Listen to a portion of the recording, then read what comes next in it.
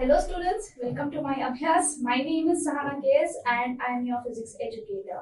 So we were discussing the chapter electricity from 10th standard physics. Coming to the sessions, in the first session we learned about electric current and also about the concept of electric potential. And the previous session we learned about Ohms Law and the factors on which the Ohms Law depends. And we came across a new concept that was which was called as resistance and also resistivity. So yesterday, as we concentrated on resistance, what is resistance? It is nothing but it is the opposition offered by the conductor for the flow of electric current. So based on that, we will be solving the numerical today. So this is the first numerical and I will be solving around 3 for now because it is concept based, and later on after the chapter we will solve some more of the problems.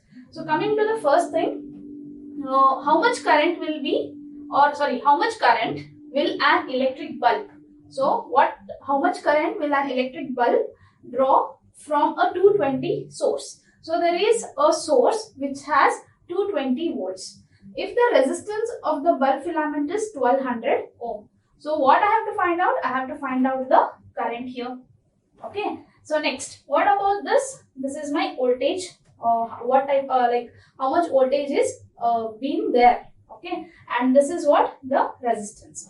So the relation which relates all these three is nothing but we call it as Ohm's law, right? So which is given by what? V is equal to IR. And what about resistivity or resistance? So resistance is nothing but it is the opposition offered for the flow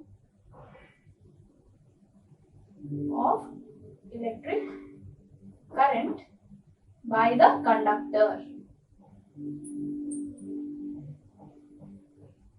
Okay, so after this, clear. So now we will be applying this formula because the equation which relates voltage, current and resistance is only this. Clear. So first thing, when I read the question, what you have to remember first is, you have to remember what they have given us and what I have to find out. After that, you need to get to know how to relate them. Okay, there will be a formula which relates. So you can just apply that formula and then solve it. So coming to the first thing, what do I have is, I have to find the current I. Okay, so next, what about voltage? They have given me 220 volt. And what about the resistance? R is equal to 1200 ohm. So here, in the first case, I have this, and in the second, that is there is a question which is B, that is a sub question. So what is that? We'll just get to know. How much current will an electric heater coil? So here they have given me electric bulb, and here they have given me electric heater coil. So how much current will an electric heater coil draw from a 220 voltage source? That is, it is the same source. Okay, both of them are the same source, 220 volt source, if the resistance of the heater coil is 100 ohms. Clear. So now in the first case we'll find out, after that we'll find out in the second case, and we will just compare both of it so that we'll understand which has been absorbing more current, either the electric bulb or whether it is a electric heater coil. So coming to the first, the equation which relates is V equal to I into R, and I have to find out I. So what do? I is equal to, take this R to the denominator, V by R. So what is the value of V? It is 220 volts. And what is the value of R? It is 1200 ohm. So what do I get? When I just simplify it, I get 0.18 ohms. Amperes, because it is the current. Next, this is the first case, and it is the case of what? Electric bulb. So coming to the second case now. So in the second case, what they have done? So again, I have to apply the same formula, that is V is equal to IR. Same procedure, I have to find out the current. I is equal to V by R. But here what happens? Instead of R is equal to 1200, here I have to take R is equal to 100. Why? They have given me R is equal to 100 ohm and the voltage is the same. So that is equal to 220 divided by 100. So this gives me 2.2 amperes.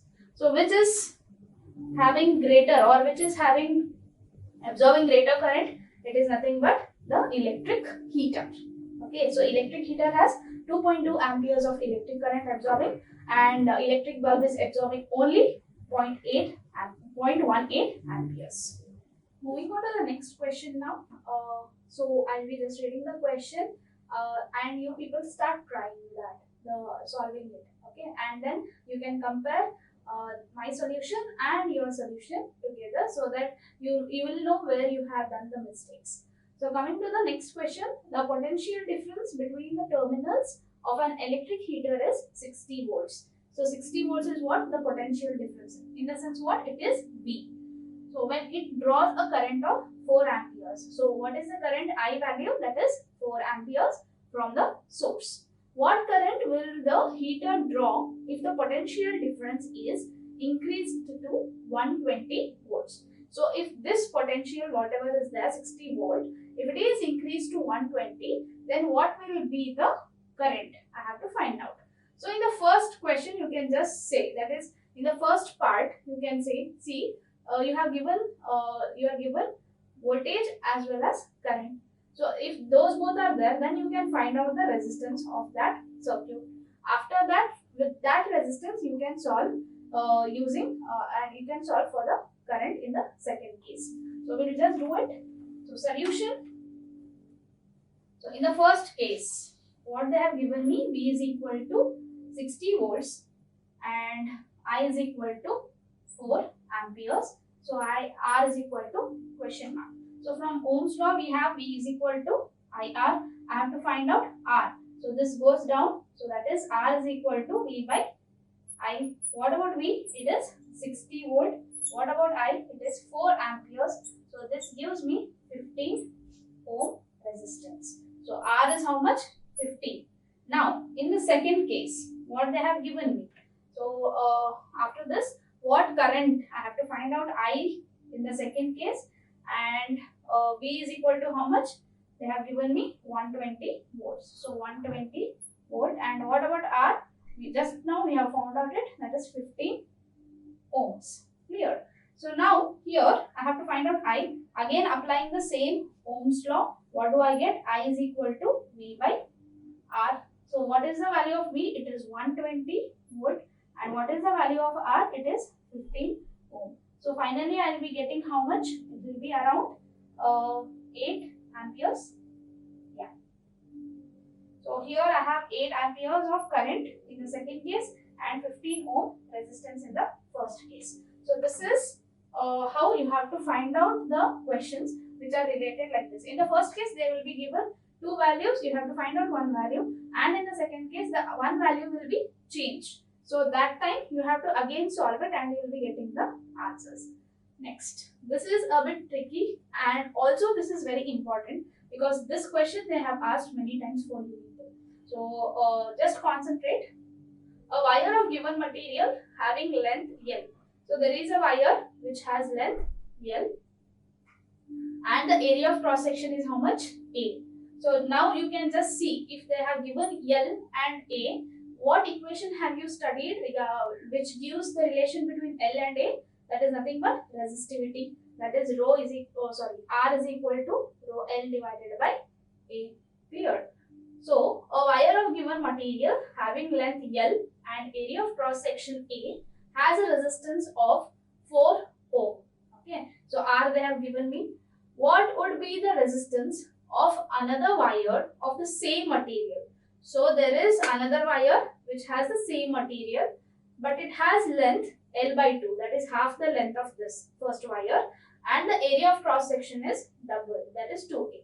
So the equation which relates all these three is obviously the equation of a resistivity. So first case, what you have to do is, in the first length, that is for the first wire, R1 is how much? Rho L divided by A, and they have given me the resistivity, right, directly. So it is 4 ohm. And in the second case, what they have done? They have given me for the second case, R2 is equal to rho and L by 2. Okay, so the length has been half. So L divided by 2, And what about the area of cross section? It is 2A. Why did I write 2A? Because I am finding it for the second wire. Just concentrate on the question. What is the question? What would be the resistance of another wire? So this is the second wire of the same material having length how much? L by 2. So here they haven't given me anything.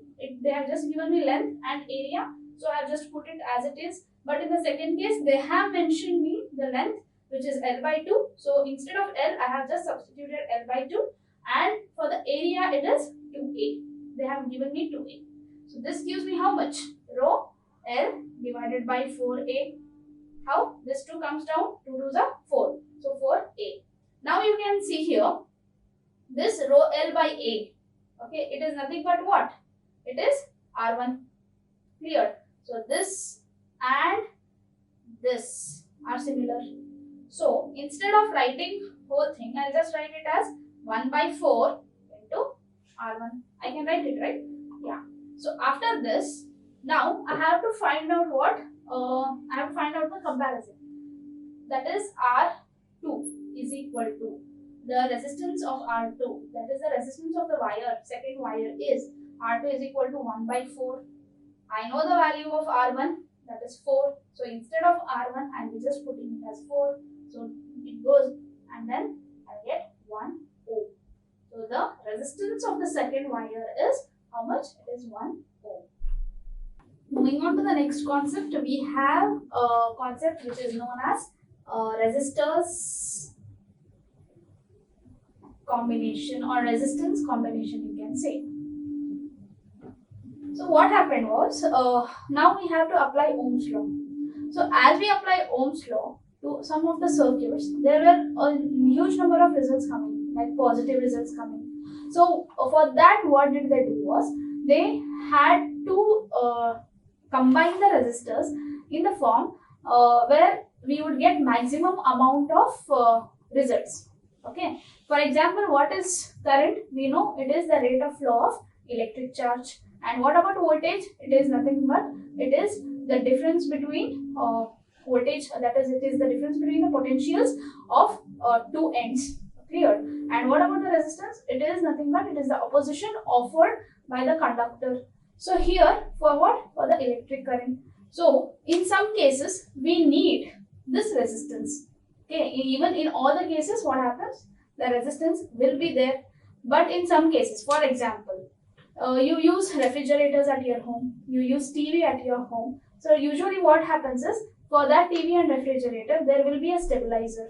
So why is that stabilizer there? Because it has to stabilize the voltage. Okay, the voltage, whatever the variation may be from the source, the whatever like high, low, everything, whatever is there, that voltage shouldn't affect the device. That is why they insert the stabilizer. Why? To stabilize the voltage. So there you have to use resistors, because to stabilize voltage, because current and voltage are directly proportional, and to stabilize this you have to use resistors, certain type of resistors. So for that, what happened? For many applications, they found out resistance to be connected in two types. Okay, so first combination was resistance in series. Okay, and in the second case, it was resistance in parallel. That is resistance or resistors connected in series, resistors connected in parallel. So in this case, it was a end-to-end connection. End-to-end we say. And in the second case, it is a branch connection. Okay, so what is this end-to-end and what is this branch? So I think you have understood why you have to combine the resistors, because all the devices offer resistance, but in some cases we need low resistance, and in some cases we need very high resistance. So for that you need a resultant resistance, and that is why these two combinations are used. So end-to-end connection means, yesterday while discussing about the components, we knew that the resistance is denoted by